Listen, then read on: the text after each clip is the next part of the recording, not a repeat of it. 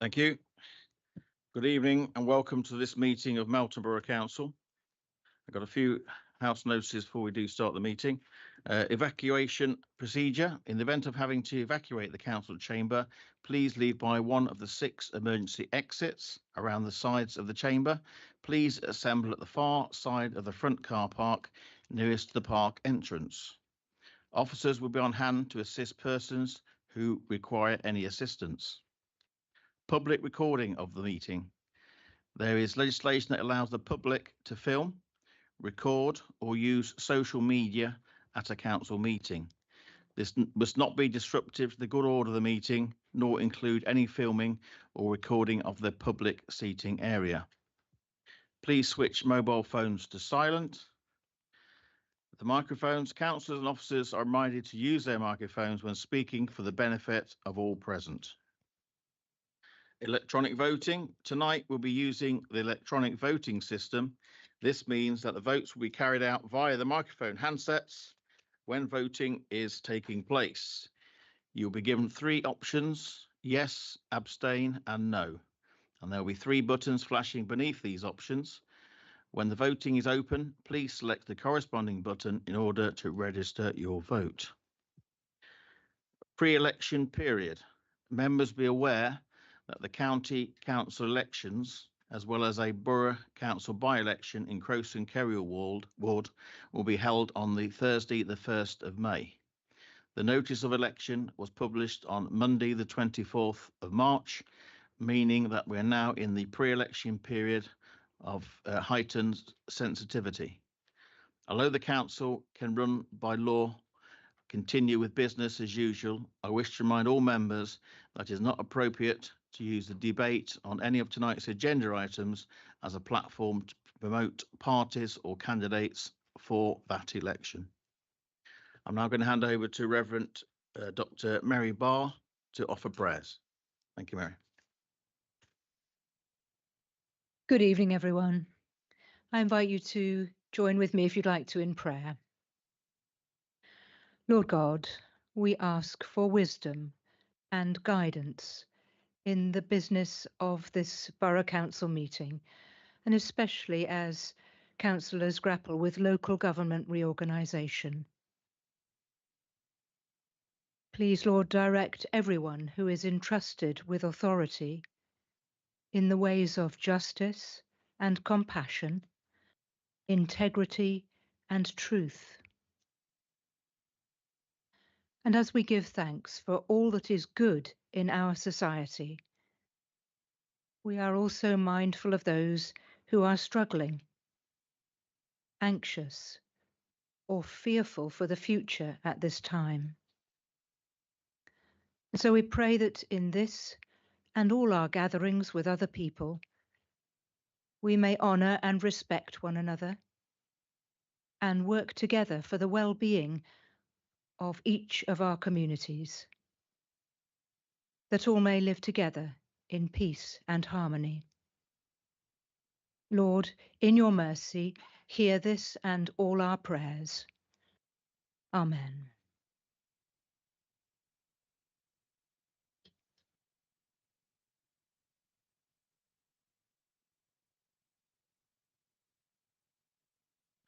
Right, we're going to move straight on to the agenda. Item 1 is apologies for absence. Apologies have been received from councillors Chubb, Evans, Simon Orson and Simon Lumley. Can any member wishing to give apologies for another member please indicate if they wish to by raising their hand? I think we're all here. Thank you.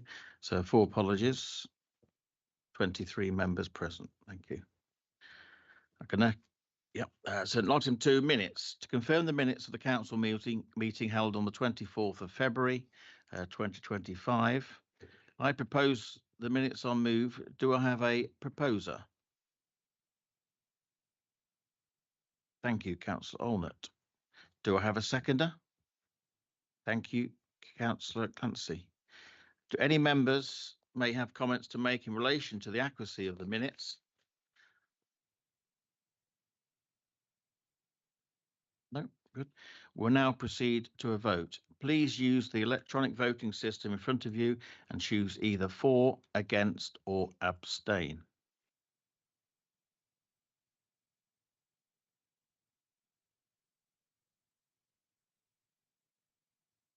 It's unanimous. Thank you very much. I confirm the minutes are approved. And I'll now sign the minutes. Is that done? Oh yeah, thank you. Thank you. Right, item 3, declarations of interest. If any members would like to indicate that they have an interest to declare, please could they do so by raising their hand?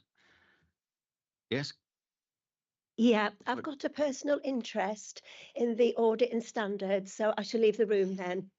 Thank you. thank you, Councillor Gordon. That's noted. Another registrable interest. Oh, sorry. Sorry, I think it was an indication. Oh, sorry, Councillor Higgins. Yes, thank you. An interest in item 8 could potentially could be a declarable pecuniary interest as a property owner. Thank you.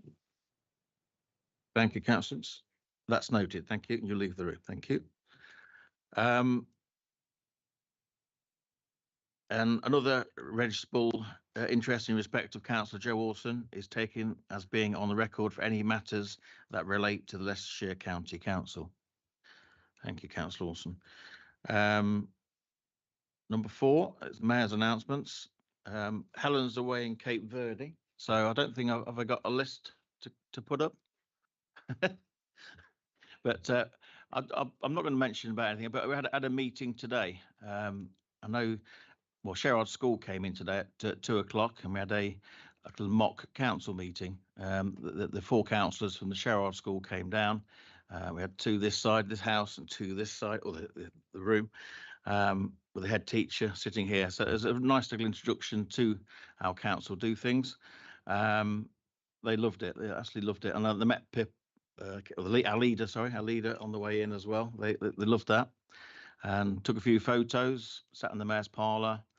Yeah, it was really useful. But this is some of the items I've done. There's no photos yet, but there's a lot happening the next week. So I think I'll say some more next time, and some few more photos to come down. But it's been a long, interesting few weeks.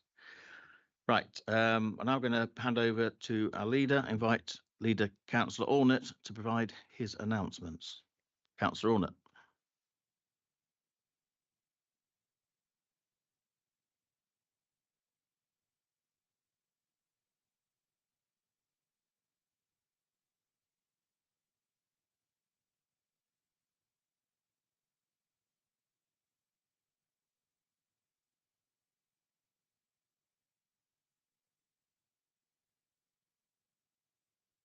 Mr. Mayor, I believe this is your final routine council meeting of the municipal year.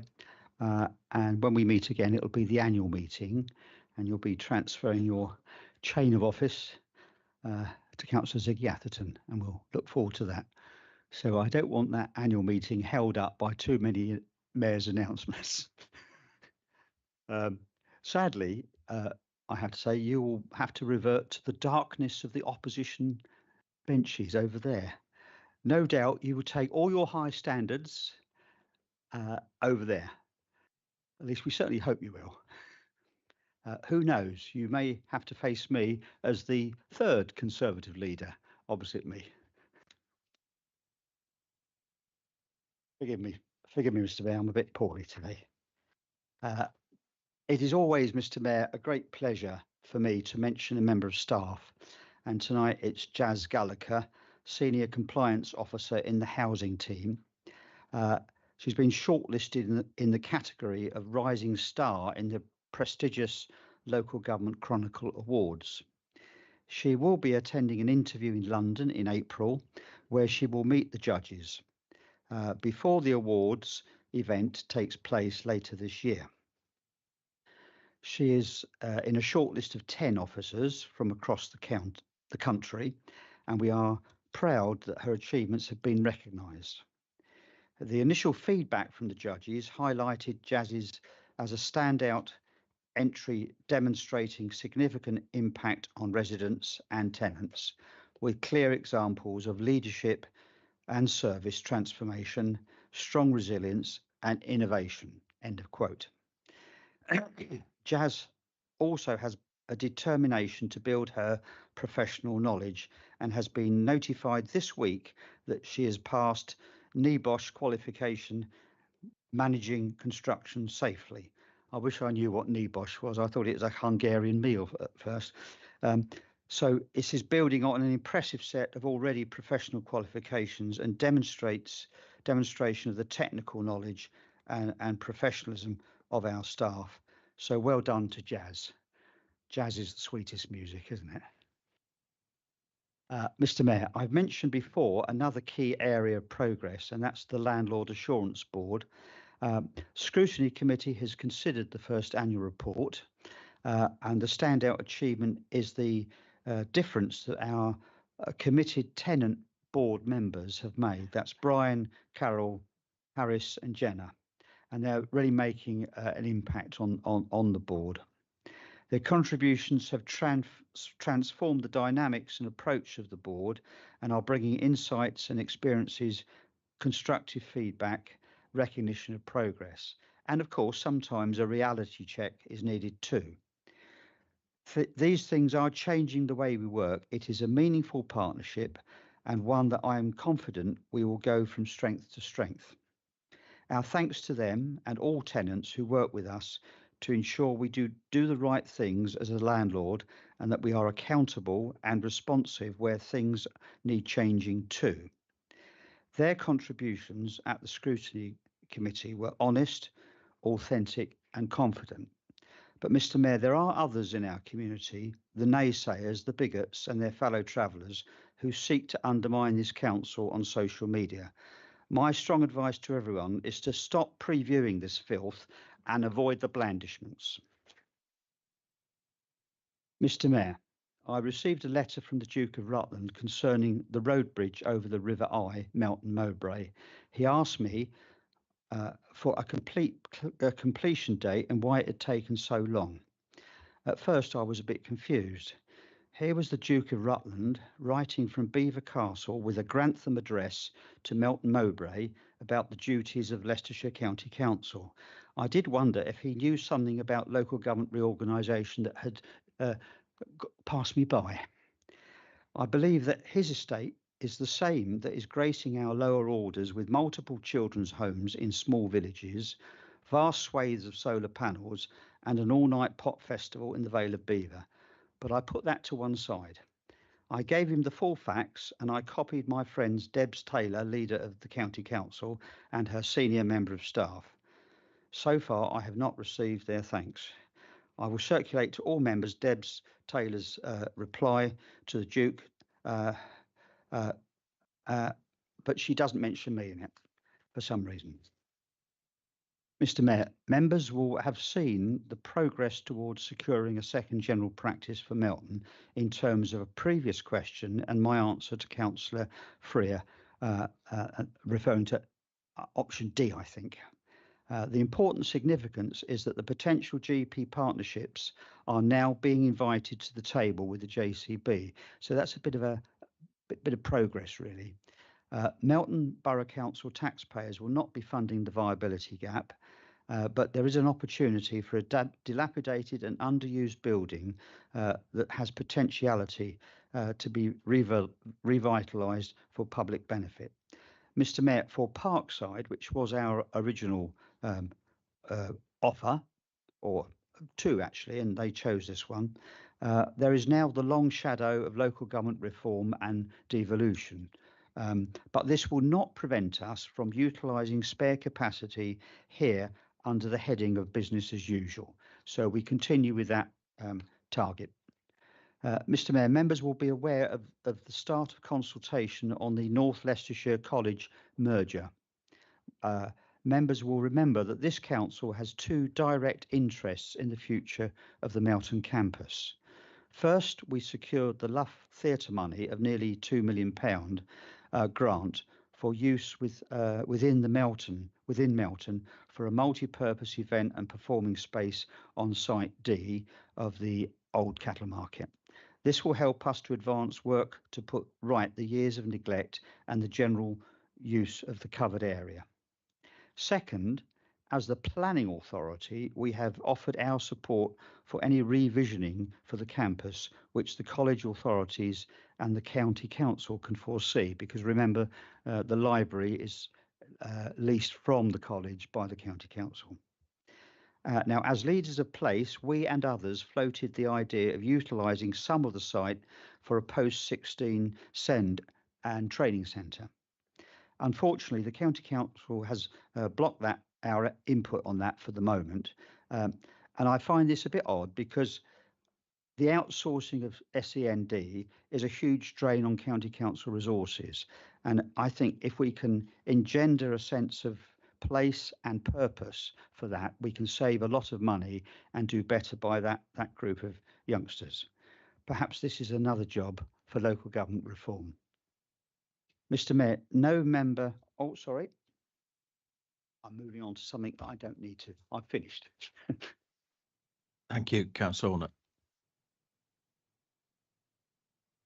Ornett. Public question time. There's no questions from the public have been received. Council's item 7. 2 questions for members have been received and they'll be taken in order in which they were received. I will also remind questioners that they may put 1 supplementary question after the response to their question. In accordance with the procedure rules, may I remind questioners that the supplementary question must arise directly out of the original question or the reply. The first question tonight, I'd like to invite Councillor Thwaites to ask the first question. Councillor Thwaites, thank you. Thank you, Mr. Mayor. I make no apologies for raising this issue yet again. I urgently request that the promised review from the last full council meeting be carried out and all costs for our residents at Gretton Court are reviewed immediately. For example, it cannot be correct that due to the way we account for things, that we are making a loss when we charge residents £11.71 per day, that's £81.97 per week, for a fixed menu daily hot lunch. This is no reflection in any way on the hard-working kitchen staff at Gretton Court. But it also needs better justification that overall we have raised the total bill to residents by over 15%. In the resident example that I have, that's an increase of £42.83 per week. I do not expect or ask the council, county or borough to subsidise living there, but to ensure it is fair pricing. Please can I ask the leader and officers to rapidly bring the promised open review forward and fully validate these costs, including, for example, that meals in Gretton Court produces for other groups are accounted for correctly and any revenue is appropriately accounted for. I would not want our elderly residents subsidising meals for others. We need to review urgently so that we do not have more people finding they cannot afford to live at Gretton Court. Thank you. Thank you, Councillor Thwaites. I'll now invite the leader, Councillor Ornett, to provide a response. Mr. Mayor, may I say no member ever need to apologise to me for repeating a question, and I will try not to repeat my answer. Councillor Thwaites will be aware that I responded to the question on this subject at the last council meeting, and my detailed update from that meeting remains accurate today. At the last meeting, I confirmed that I was considering options to freeze or to cap the increase of the charge on meals, and I can confirm that the increase to meal charges for 25-26 was capped at 10%, albeit still high. I do understand that the impact of the increases may be disproportionately severe on some individuals, and as portfolio holder, I am in contact with one particular family on such a case. It is not appropriate to discuss their private concerns in public, and I'm sure Councillor Thwaites will agree with that. But he's touched a chord with me on this because I can see that we need to do make more effort. We have done something in the past to enable some tenants to have better access to certain benefits, which was not apparent when I took over in 2023. And after a bit of research, we managed to discover that they had not been applying for certain things. And that won't be affected by the Chancellor's announcements this week. So there's some scope there. Crucially, I also confirmed at the last meeting that we would be commencing a full review of older persons housing to ensure our offer is fit for the future and can meet the needs and requirements of an ageing population. This will be much more effective than a piecemeal approach to reviewing individual aspects of the whole offering. As part of that, there will be a specific review of the most effective delivery arrangements for Gretton Court. We are committed to ensuring a high quality and affordable homes for our tenants, and we remain open-minded, I emphasise that, open-minded, about the outcome of the review on options to ensure we can deliver what tenants need.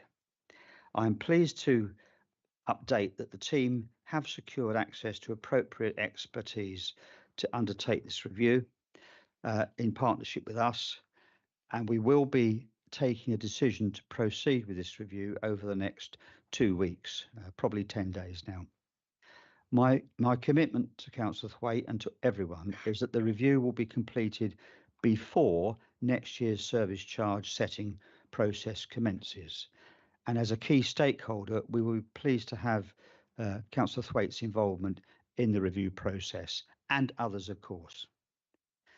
Now, for myself, in preparing for this review, I was conscious from my reading that 10 years prior to 2019, MBC and LCC looked at several opportunities to develop new extra care schemes, but without success. Cooperation continued on the Gretton Court site, but as county services everywhere, I emphasise that everywhere, contracted under central policy and austerity, the County Council social services sector withdrew some services, and Gretton Court was no exception, both in 2016 and when I arrived, April 2023. Despite a significant journey of improvement to the whole of our housing service that began shortly after our new CEO and director were recruited, multiple problems have accumulated for a service that was once loved by everybody. I confess, I am a bit perplexed, to say the least, that an external consultancy report commissioned some years ago and reported in September 2019 did not appear to me to have been considered by either Cabinet or Committee or Council at that time or any time leading up to 2023. I stand to be corrected, and if any member here wants to correct me, I will give way. But I've been through all the files and I can't see it. Now, I'm perplexed even more so because the report was entitled Gretton Court Viability Modelling. So some years ago, there was an opportunity to look at this afresh. From the timeline, it appears to me to have been in Councillor Pearson's period as portfolio holder, so that would be before Councillor Ronan Brown. But under the new cabinet system, which had been hailed as so much more efficient. I'm not certain what the future will hold, but be that as it may, I cast no aspersions on any previous councillors present here or not here or officers. The report is out of date. It is just as out of date as the County Council's Price Waterhouse report on unitary councils, and it's from the same era. It's an interesting starting point, but it's not a destination. The new review will happen. It will involve the people that matter, residents and stakeholders. It will be properly reported and action will follow. I give my pledge to Councillor Thwaites on that. We must get this sorted before the onset of local government review, in whatever shape that may happen to take. This is business as normal, and we've got to press on with it. Thank you, Councillor Ornett. Councillor Thrace, that is your question. Would you like to ask a supplementary question? Okay, thank you. We're going to move on to the second question. I'd like to invite Councillor Higgins to ask the second question. Councillor Higgins. Thank you, Chamber. Would the Deputy Leader agree with me that education is of utmost importance to a child's development? With more houses comes more children. A plan was set for housing delivery and that of school places with the Leicestershire County Council's Education Authority. How much has Melton Borough Council collected for school places, and how much would we expect to raise for schools across the local plan? Thank you. Thank you, Councillor Higgins. I now invite the portfolio holder for governance, environment and regulatory services, Councillor Glancy, to provide a response. Councillor Glancy. Thank you. Yes, thank you for your question, Councillor Higgins. I do agree with you that education is of utmost importance to a child's development. I'd just like to add that Melton Borough Council does not collect funds for education. Leicestershire County Council, as the local education authority, has responsibility for ensuring education capacity is sufficient. Since the local plan was adopted in 2018, the Leicestershire County Council has secured £15,364,223.85 in signed Section 106 agreements towards education provision across Melton Borough. This sum will be subject to further indexation at the point where it becomes payable. The sum includes money for new schools and extensions to existing schools across our borough. The County Council is responsible for requesting the funds to create the school places in accordance with its own policies. Over the past decade, the Council has secured over 24.7 million towards our Melton Mowbray Distributor Road, 34.7 million for education across the borough, and over 1.8 million for NHS primary care services through developer contributions. You may recall these figures were reported in the local press following the Question Time programme, which was filmed here in Melton Mowbray. I hope that answers your question. Thank you, Councillor Glancy. Councillor Higgins, would you like to ask a supplementary question? Councillor Higgins. Thank you. And I genuinely haven't passed this over before, so this is going to be new to you. So anyway, so thank you for the answer there. So £34.7 million over the last 10 years, and that's some amount of money. Can we establish how many children are being bussed out of the area?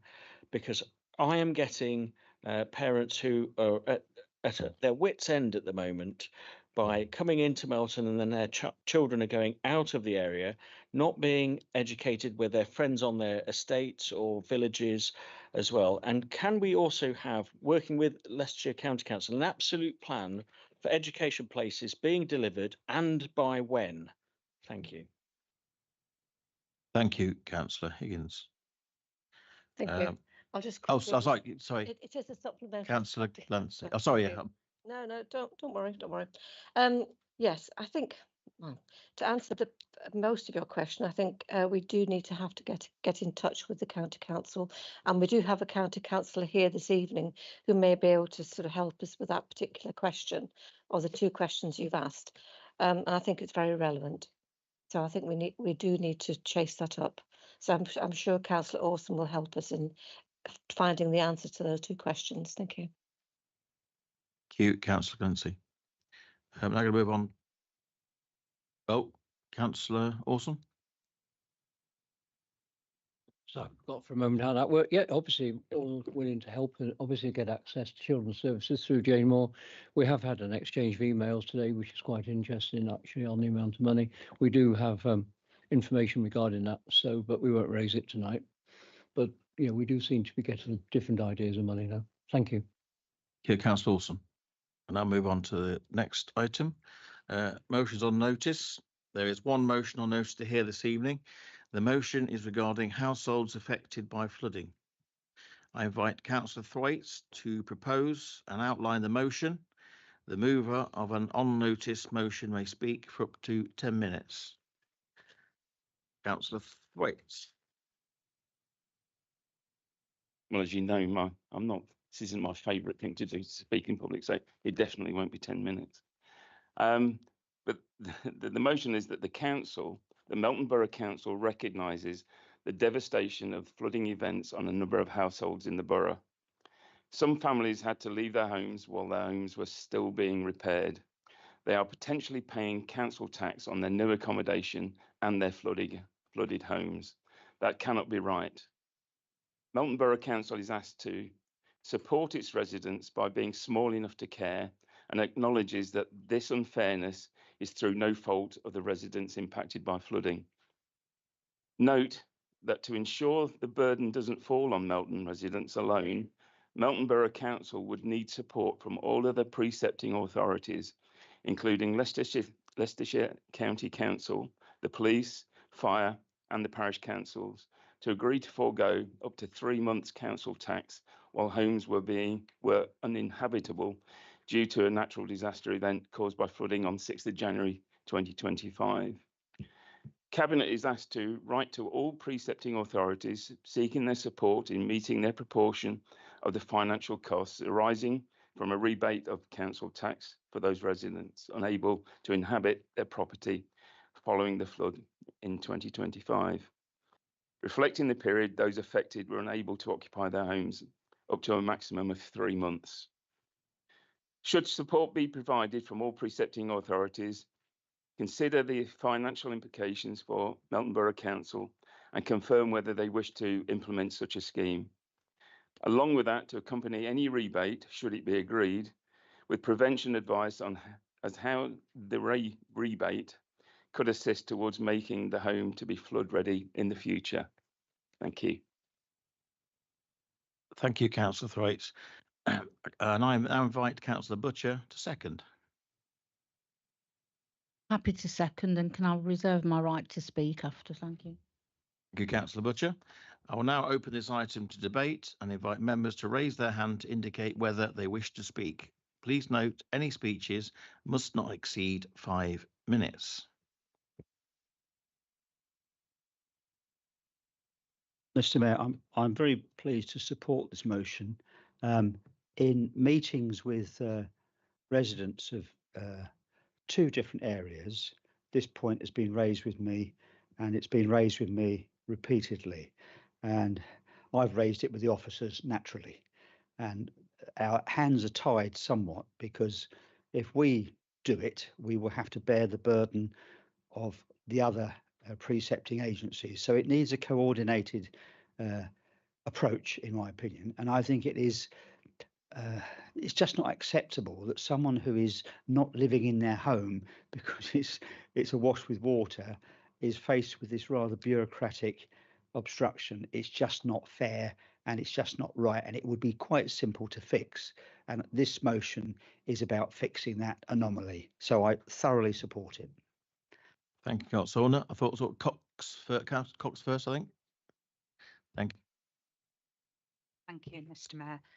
I just wanted to add, I was quite surprised actually that at the weekend somebody recognised me in Sainsbury's, and it was one of the residents that both myself and Councillor Butcher had met on Saxby Road when a number of the houses were flooded, and it was timely, obviously having read the motion for tonight, and as obviously the finance lead and being responsible for the purse strings, I'm happy to support the motion, because some months later she still hasn't been able to go back into her home, and she's actually having to move from Airbnb to Airbnb, you know, to live her life, and that affects her children's education, her life, her work life, and I think this motion would be a simple opportunity to rectify that mistake and give some support to her as a resident. So thank you. I would support it. Thank you, Councillor Cox.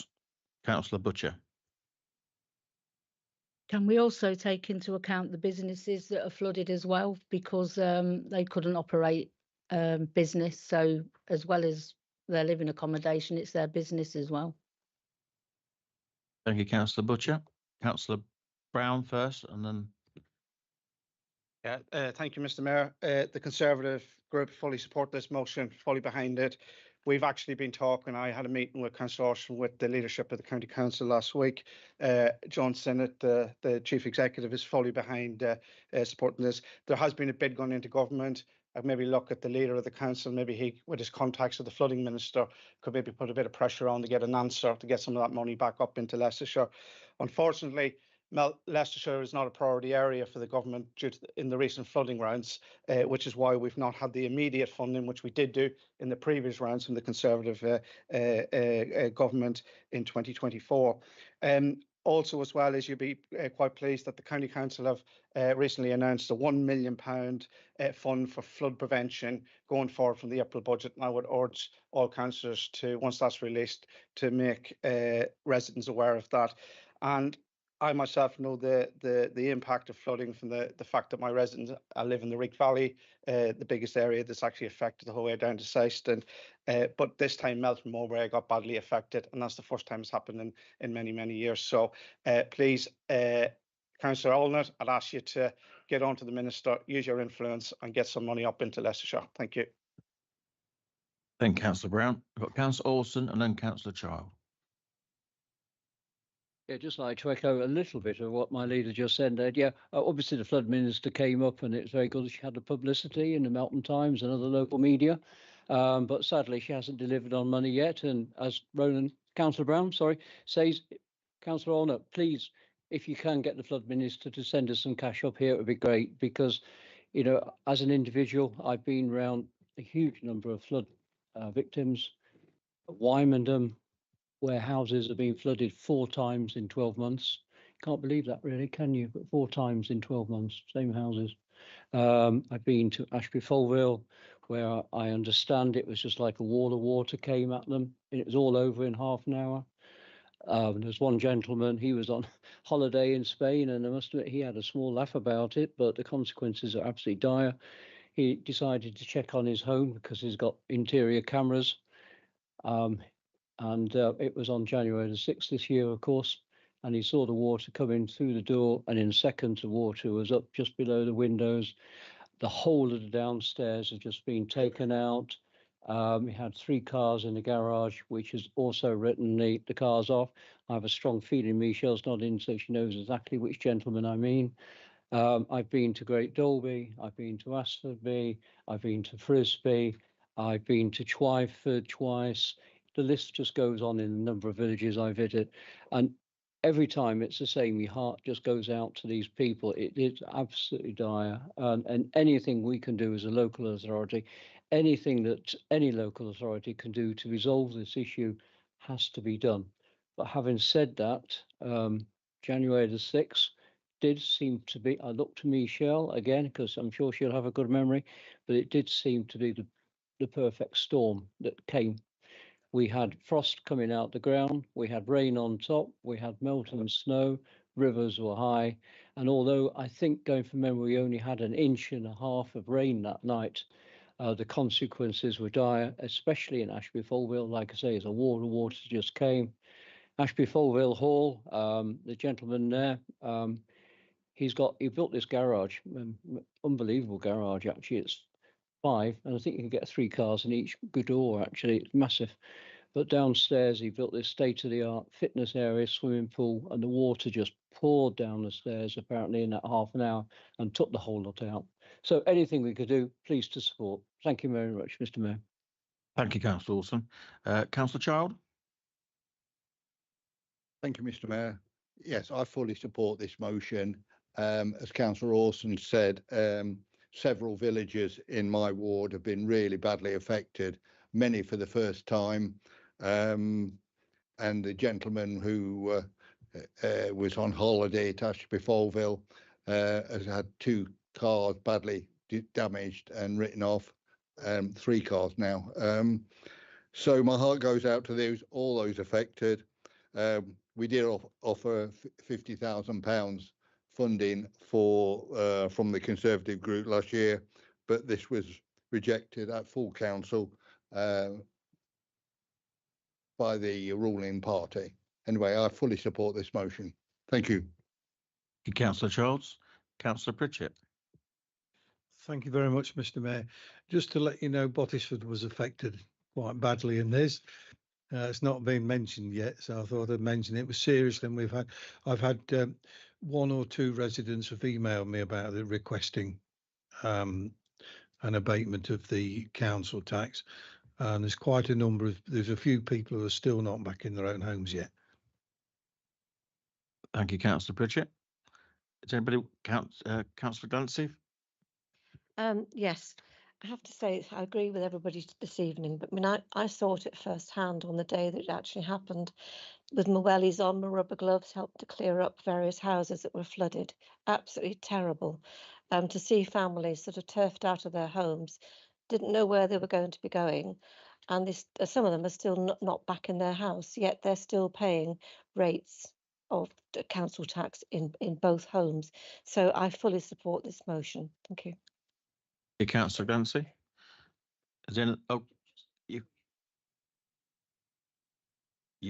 is it a point of clarification, is it all? Okay, yep, okay, carry on. Just news on Long Clawson, the culvert is going to be cleaned out finally. So hopefully that will solve it. Thank you. And Councillor Ornett again. Thank you, Mr. Mayor. Just a point of clarification. I don't believe the Conservative group offered £50,000. They proposed that we draw £50,000 down from reserves, which would have been wrong at that time. And it was a good job we didn't, because we're in a better position now. And of course, it wouldn't have gone very far. And may I say, as someone who's had a pub flooded 3 times in my life, I know what it's like to suffer. And I know what needs to be done. We need a whole lot more investment across this country. And on Thank you, Councillor. I think the point's been made now. Can we? There's a point of information, Mr. Mayor. Okay. That the Minister, when she visited us, that was at the request of Mr. Aga, the MP, and we were not informed, neither county nor us. That was a security matter, and I have already lobbied her on this subject. And there is a large amount of money coming, 2.65 billion across the nation, and I want to see a bit of it here as well. So I will be continuing to lobby to answer the question. Thank you, Councillor Ornett. Is anybody wishing to speak on this, debate on this, who's not already spoken? Back to Councillor Thwaites, if you wanted to. No, you okay? Can we carry on? Right, we're now going to proceed to the vote. Please use the electronic voting system in front of you and choose either for, against, or abstain. Oh, it is now.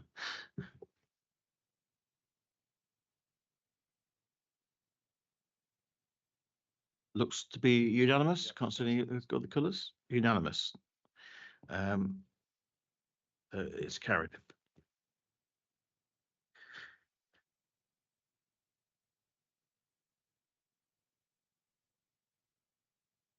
Is Councillor Higgins coming back in?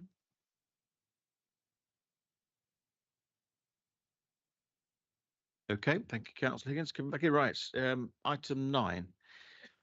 I'll now invite the chair of. Yes, I'm going to go out. Oh, yeah, sorry, Councillor Gordon.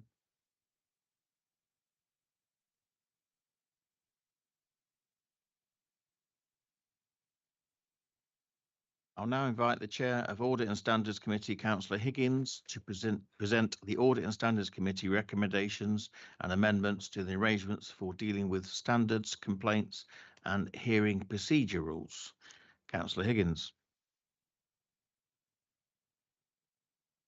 Thank you, members. This report recommends some amendments to the council hearing procedure rules for standards allegations and the arrangements for dealing with complaints against councillors. Both have been reviewed by the Constitutional Review Working Group, so I'd like to thank them. I'm not a member of that, but thank you to those members who fed into this paper. And then also was considered by the Audit and Standards Committee at its meeting on Tuesday. Just in addition to that, I'd like to thank Clive, who presented this paper to myself and the Vice Chair, Councillor Jim Mason, at our chair's briefing just a few weeks ago. The amendments are minor, but represent best practice and compliance with the most recent model guidance. And the amendments to the procedure rules can be summarised as below. Giving the subcommittee discretion to allow written representations to be submitted late, provided there is no injustice to any other person. And where I say that, the injustice to any other person can be, evidence can be submitted by the complainant or the respondent in that sphere. Expressly setting out the rights of a person representing a subject member.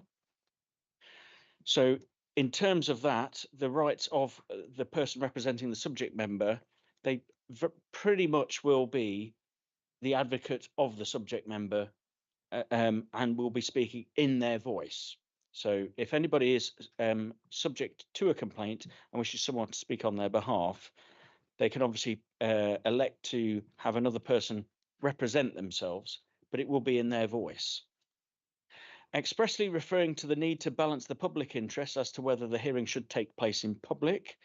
And there are various reasons for that. I won't go into that, but I'd like to thank the Standards Committee who reviewed that on Tuesday. And that's also available to the public as well. Expressly referring to the need for the subcommittee to give reasons for their decision. This decision, we found a little bit bizarre why any subcommittee before did not have to give their reason. So we're just setting this in stone because all parties, as in any judgment, should know the reasons for giving such a decision. For example, if you was going to challenge the decision, you need to know the reasons why it was given. Clarifying the role of the independent person and specifically the points to which they have an input. For example, an independent person isn't legislated to have to be at a standards hearing. However, the Standards Committee do have to take the independent person's views into consideration throughout particular stages of the process, and that is set down by an Act of Parliament. Since Tuesday's meeting, the Council also received comments from a current independent person, and they suggested that during the hearing, the independent person can ask questions for clarification, and that parties can ask the independent person for clarification of their view. I welcome that because when the facts change, everything else can change. And so I think that independent person asking for this works really well because clarification and how points are made are really important before a decision is made, because once the decision's made, it's very hard to undo. Additionally, rules to refer to ungrouped members, however, the Council now uses the term non-aligned. So, for example, we have members who are technically non-aligned, but Councillor Jim Adcock represents the Liberal Democrats, but as one councillor on his own, he's technically allowed as described as non-aligned, but an ungrouped member. I think that just clarifies that. And we formally propose that the recommendation is amended to allow the monitoring officer to add these amendments to it. It's also proposed to make 3 amendments to the arrangements, assisting those who cannot complain in writing, and this is an inclusivity matter. So we are adding into here, under the Localism Act, formal complaints must be submitted in writing. This amendment expressly provides for assisting any complainant who is unable to make a written complaint, ensuring they have the support to ensure that their complaint is recorded accurately. For example, the Council may be able to transcribe a verbal complaint and then produce a written copy. I will just add what the Audit and Standards Committee said on Tuesday is that if, for example, because there potentially could be a conflict of interest or a perceived conflict of interest, if an officer was transcribing that the respondent would be able to understand and know where the complaint has come from, that it hasn't come from the person who wrote that it is in the words of the complainant. The monitoring officer's ability to recuse themselves, and as this is not currently in our own current arrangements, even where the matter is normally delegated to the monitoring officer may refer the matter to the Standards Committee or subcommittee, for example, where the monitoring officer has a conflict of interest or there's another compelling reason to do so. So, for example, as Clive explained earlier on, if the earlier parts of the process and it's a two-stage complaint system, if the monitoring officer feels it just needs to go straight to committee, the monitoring officer will be able now have the delegation to do that, rather than waste the protracted time, if it's that obvious. Informal resolution, and to set out the grounds for the informal resolution, amendments are also recommended to extend the provisions for informal resolution of the complaints in appropriate cases, and the council introducing some other remedial action, such as changing procedures, or the monitoring officer provided written advice to the subject member. The monitoring officer is happy to provide clarification for any information or any answer to the questions which members may provide in proposals. I will introduce Clive to comment on this, but for example, what I would like to say and continually put back on the record, there was a case where the council, I have informed the monitoring officer I was going to say this, there was a case where the council had made some mistakes in that, and the individual is in the room here that the council unequivocally apologised to you when you were a member of the council. And I just wanted to repeat that because you're here. But I did raise this earlier, and a lot of these improvements to this this procedure is so members, respondents and complainants can have confidence that any complaint that comes in the system will be dealt with fairly, impartially, and that all the robust checks are in place. So when an outcome is in place, people have the trust and faith to believe and to uphold that outcome. But Clive, if I can hand over to yourself, but I formally move this paper. Recommendation at 2-1. Thank you. Another dad from Clive, unless he wants to take questions, if that's okay. Okay, Clive. Do I have a seconder? Thank you, Councillor Ornett. I'll now open this item to debate and invite members to raise their hand to indicate whether they wish to speak. Mr. Pritchett. Thank you very much, Mr. Mayor. Are we approving the paper that came out before the audit committee on Tuesday, or are there some amendments coming out of Tuesday? And we heard that the one of the independent officers made a comment. What are we actually doing tonight, Clive?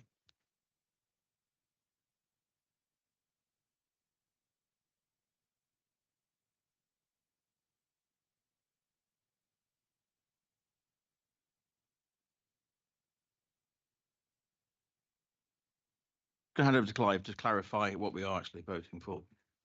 The items are those which are set out in the appendices. So you have Appendix A is the update to the arrangements for dealing with standards allegations that went to Audit and Standards Committee, and that had 3 appendices. So it's those amendments in those 3 appendices, plus the point that was raised by the independent person about clarifying or giving them the right to clarify or seek clarification of their views.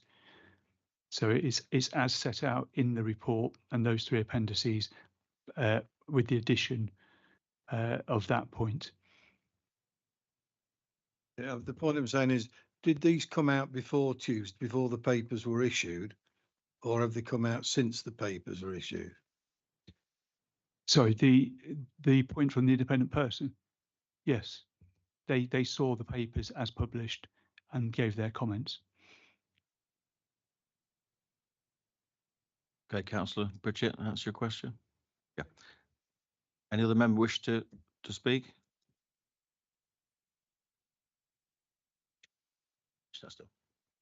Yeah, I think just mentioned that. So you're voting on the papers as submitted, plus then. Right, members, we're voting on the papers that are submitted and in line with the update given by the chair of Audit and Standards. We'll now proceed to the vote. Could you please use the electronic voting system? You can choose for, against, Abstain.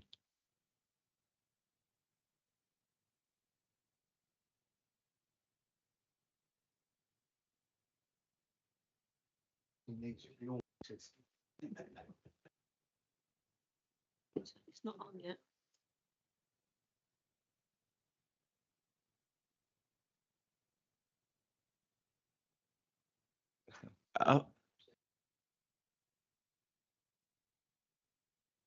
Go to a manual vote. Oh, we're back on, are we? Okay. No, not quite there yet. Go to a manual vote. Those in favour? That's unanimous anyway. Thank you. Councillor Higgins?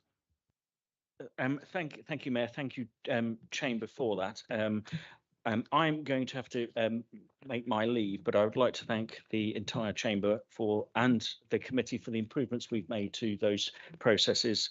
I'm very pleased to have the confidence of the Chamber of those. So I bid everyone a good evening and enjoy the debate for the devolution white paper. Thank you, Councillor Higgins.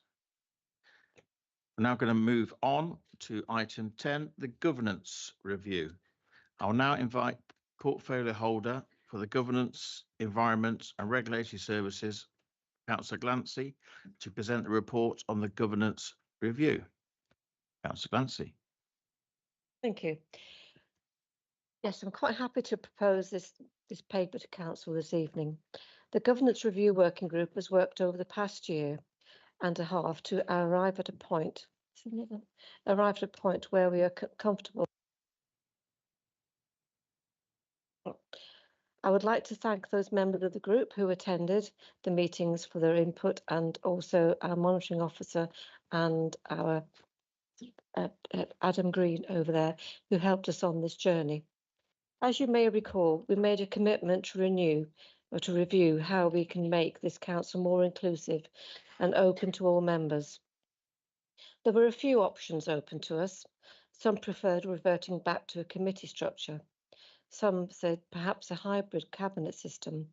But after numerous long conversations with Judith Hercombe of the LGA, our monitoring officer and various members, we arrived at the decision that we can change the system, but unfortunately not to the culture. In May 2023, we embarked on a journey of involving members in the decision-making process, forming a number of working groups which meet on an ad hoc basis to cover a range of areas.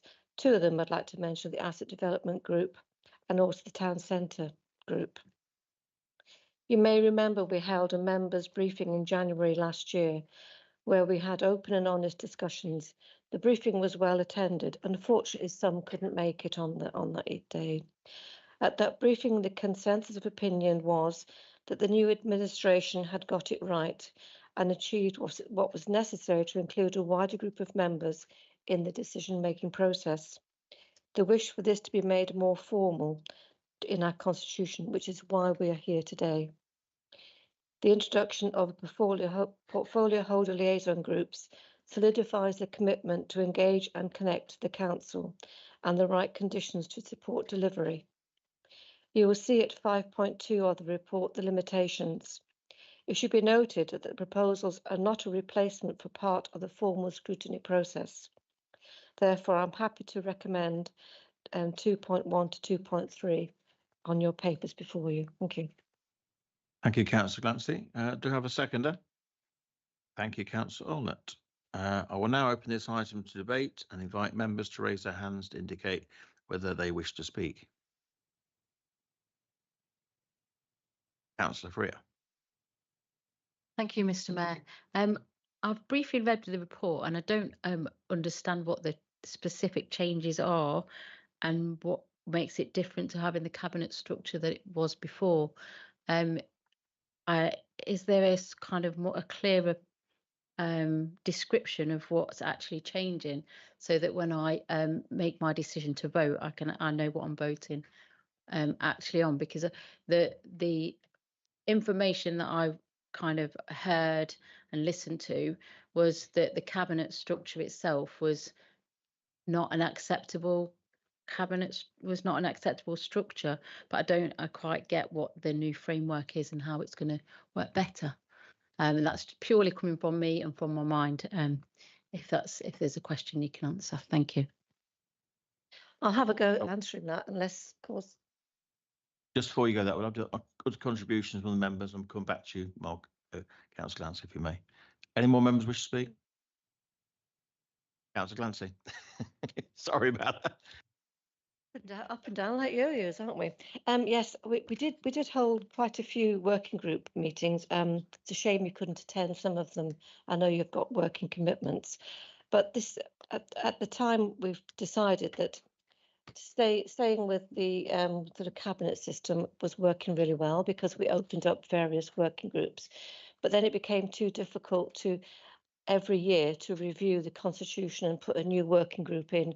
So then, therefore, we decided to have just the two, together with the ones that are already there, like the local plan review, constitutional review working groups. We have the two liaison groups mentioned actually in the constitution, which could be drawn on by various cabinet members who may need help. It was just tidying up the whole process. But those two portfolio groups are housing and communities and place and prosperity, which fit really well with our sort of corporation, the corporate strategy. Does that answer your question or helps you somewhat? Thank you. Yes. Thank you. We'll now confirm no more wish to speak. We'll now proceed to the vote. Please use electronic voting system in front of you and choose either for, against, or abstain.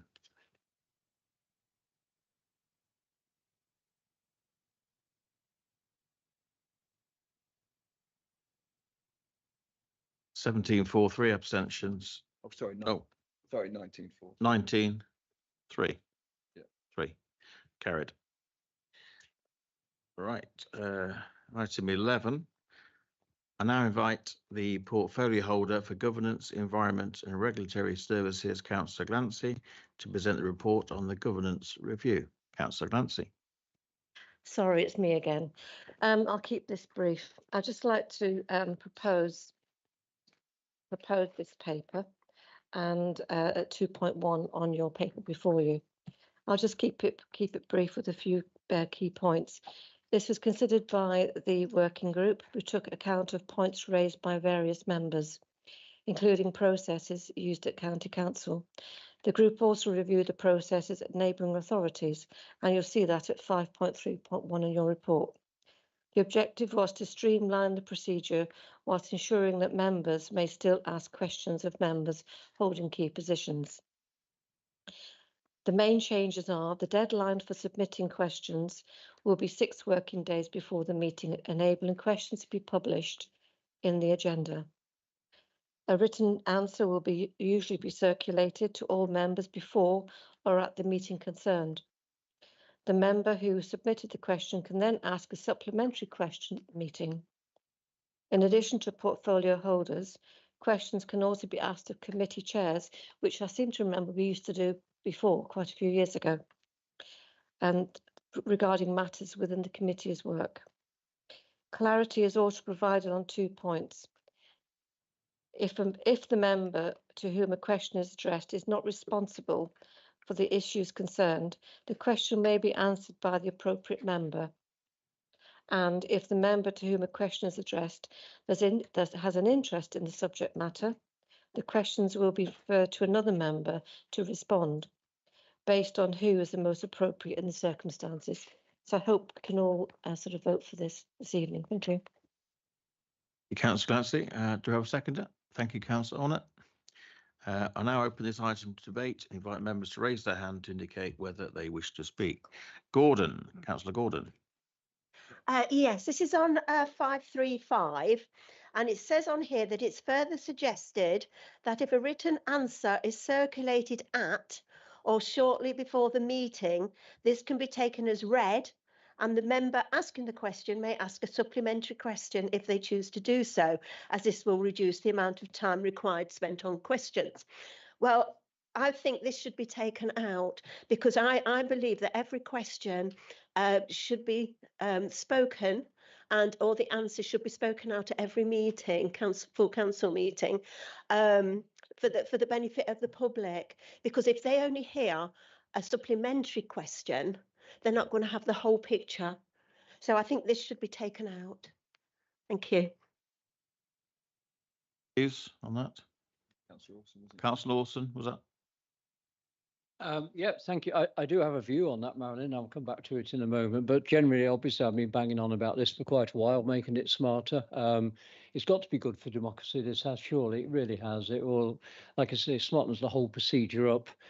I can see where you're coming from, Marilyn, but the reality is the answer is going to be typed. That will be in the minutes. It will be on, it'll be everywhere. So probably in some ways, it's far better that way.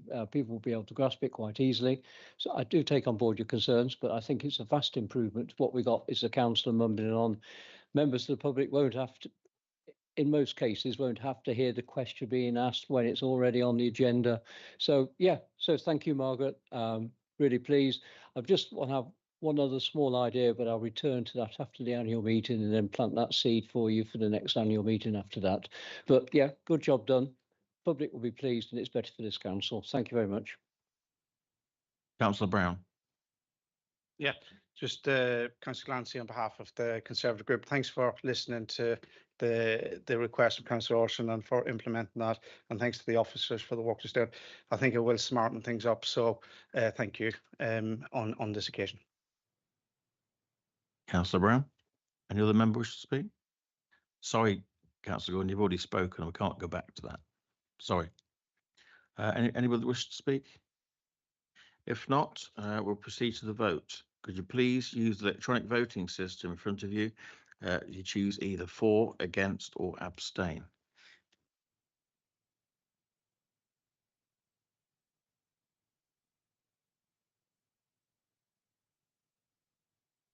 Twenty-one for, 1 against. It's carried. Could I have my vote recorded, please? Thank you. Of course, Councillor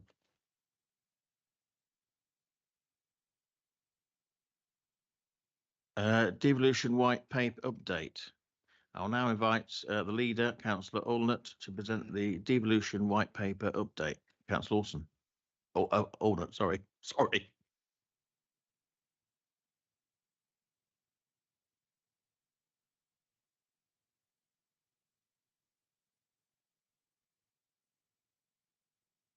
Exactly. It'd be a lot quicker and not so entertaining, would it? Really?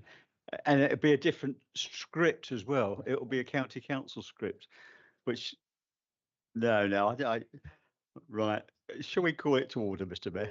Right. Well, I move. Thank you. I will endeavour to answer any questions. All right.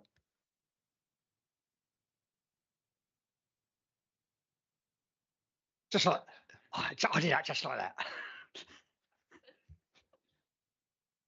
Yeah. Right. Yes. Carry on, Councillor. Right. I'll refer you to the minutes of our last meeting at CO71, paragraph 8, as unanimously resolved, and take this opportunity to thank all members for expressing their thanks in trusting me as leader by voting for that motion. That was very kind of you.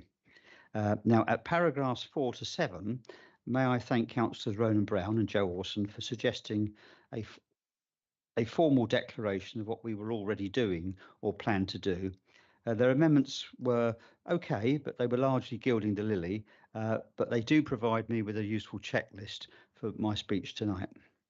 Mr. Mayor, since the 7 district and borough councils of Leicestershire and plus Rutland have submitted our joint interim plan at 09:59 hours on Friday the 21st of March to the Government Department, and by 11:15 we received their acknowledgement, and on Monday the 24th a short letter from the Minister setting out the immediate next steps towards submission of our final proposal in November this year, and I did circulate that to all members. On Monday, we also received a formal copy of the County Council's less colourful and interesting submission, which I've read cover to cover. I've not received the official copy of anything submitted by the city, but of course I've seen some of the reports. There have also been various noises off stage speculating on another proposal emanating from Lincolnshire. In fact, there's 7 proposals from Lincolnshire, so they're having a very interesting time, aren't they? I wish them all very well for the future. Mr. Mayor, this whole process seems at the same time to be both rushed and prolonged. For me, it started in 1966, and for my grandfather in 1888, when county councils were created for the first time. So county councils have been here for less than 150 years, whereas boroughs for over 1,000. We might reflect on that as we charge headlong into the next round of change. But as Councillor Joe Orson agreed on the 27th of February, it is part and parcel of the government's agenda for change. And as Councillor Ronan Brown said, and I quote, "Change is required as councils have struggled over the past 20 years, struggled in many different ways." Mr. Mayor, the democratic mandate is, of course, much wider and deeper than that. Indeed, at an open session of the District Councils Network conference on the 14th of March, Kevin Hollinrake, the Conservative Shadow Minister for Housing and Local Government, stated quite unambiguously that the Conservative Party supported the principle of these historic changes. And he has now written that councils, and I quote, and I do agree with what he says, councils are not just service providers, they are foundations upon which local communities build their lives. Local communities build their futures. But now this sets uncomfortably with his ministerial colleague who announced on the 7th of December 2023 that he wished to review the purpose of local councils. Perhaps he should go back to school, I think. It also sits uncomfortably with the attempt by the Conservative-controlled County Council to abandon their elections this May and rush pell-mell towards a single council for the whole of Leicestershire by 2026, and doing so without consultation in the first place with any of the 7 district councils or the public or key stakeholders, such as the Police and Crime Commissioner, whose letter I have circulated to everybody previously. As the chair of the Leicestershire County Council, Councillor Joe Orson is aware that his party has for a long time favoured a single unitary county council. He has advocated it himself, and fair play, it's a point of view. After our elections in May 2023, the county council leader eventually granted an audience with myself and Councillor Margaret Glancy on the 25th of October. And 25th of October 2023, they pressed upon us the unitary case and prayed in aid the example of Wiltshire, where of course I'd had a hand in it, so I suspect they'd done their homework. So that was long before the white paper. Now, Liberals and others have often supported the need to devolve down from central government, and devolution is about getting power and money down from central government to where it belongs, in the regions. On the one hand, we all want the benefit from efficiencies and more strategic and I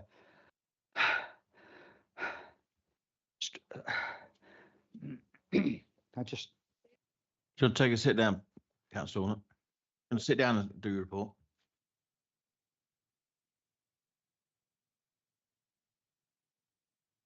Oh no, I'm okay. Press on, otherwise we'll be here all night.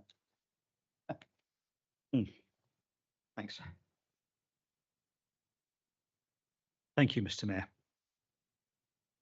So to this end, we do want a strong regional authority, which would be in our suggestion Rutland, Leicestershire and the city, which is supported by both the city and the county at the moment. This would be able to deal more effectively, I believe, with some of the big issue ticket items such as flooding, big planning, not local planning, but big planning, housing and green energy and economic growth. Now, our plan tries to get the balance right between scale and maintaining connections with our community. In our words, big enough to deliver, close enough to respond. A plan which delivers for our region, our place and our neighbourhoods. A plan which preserves democratic accountability and invigorates community partnerships. A plan that protects vital public services such as social care, which will enable integration and prevention, and which will create 3 sustainable and balanced organisations. We believe it will deliver potentially and probably £43 million of savings per year. We have looked at the evidence and considered the options together as 8 of the 10 councils in Leicestershire, Leicester and Rutland, and have identified the North-South City as the right response for our area in our particular case. And the government has clearly indicated that that is not outside the criteria or the limits of their white paper. As part of our process, we have heard from over 4,600 residents, businesses, partners and stakeholders, and we have used what they have told us matters in order to build our plan. We have attempted to build consensus with the county and the city council, but at this stage they have submitted their plans unilaterally. We, like everyone else, now await the feedback from the government. Once received, we'll continue our dialogue with them. And it was heartening to see that those of the sample of 4,600 people who 82% of those who responded expressed their favour, their preference, I should say, for our model compared to the single county council unitary proposal. So we will continue to extend our engagement activity with residents and stakeholders over the summer, and I look forward to discussing the details with all members as things progress and we build towards the submission of a final proposal in November. And I want to conclude, Mr. Mayor, by saying I'm extremely proud of the fact that we've achieved this proposal, bless you, by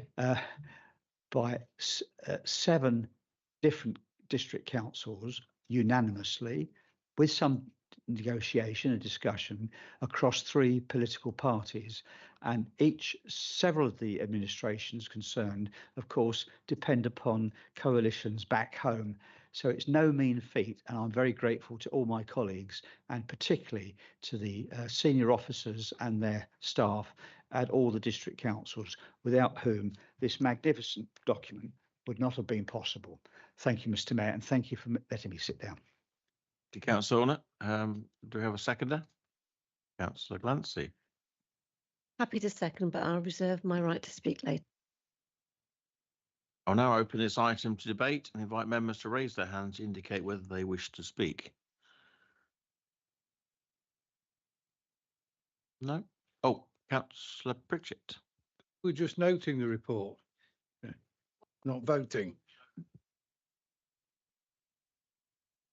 And any other member wish to speak?